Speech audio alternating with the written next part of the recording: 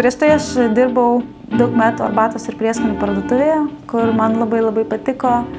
Man patiko leisti laiką tarp galybės tų visų žolelių, prieskonių, arbatžolių, tarp tų visų kvapų. Giliai širdyje kirbėjo tokia svajonė turėti savo vietą. Man tai atrodė ganėtinai sudėtinga ir gal net neįmanoma. Taip visai netikėtai mano gyvenime atsirado Adomas. Kai mes susipažinom, aš jam papasakojau apie savo svajonę ir sakau, kodėl tu to dar nepadarėjai, darom tai.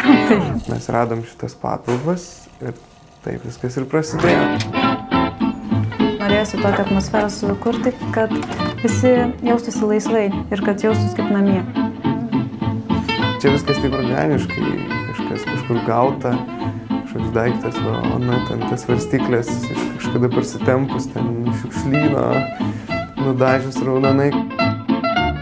Man tie daiktai pačiai primena mano vaikystę ir kiekvienam žmogui vaikystė yra kažkoks stebuklingas laikas, kuris visą laiką atsimins kuo gražiausiai, saulėtai ir nuostabiai ir nerūpestingai, pavyzdžiui, kaip tokį. Tikrai daug kam kelia, daug sentimentų. Toksai žaidimukas būdavo dar su Napalauk, Zuikiu ir Vilku, čia toksai paturbintas. Mini muziejukas čia yra.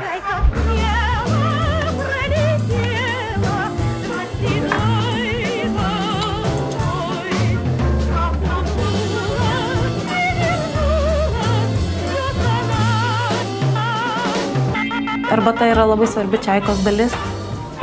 Siūlom tikrai visokių nematytų, stengiamės nustebinti žmonės. Daugiausia yra mūsų mišiniai ir visi yra visiškai natūralūs, nėra jokių nei pakvepintų, nei padažytų arbatyčių. Čia yra mėlyna cinamoninė arbata, tai yra iš šrilankietiškų cinamono lazdelių. Ir čia yra tailandietiškos mėlynos gėlelės.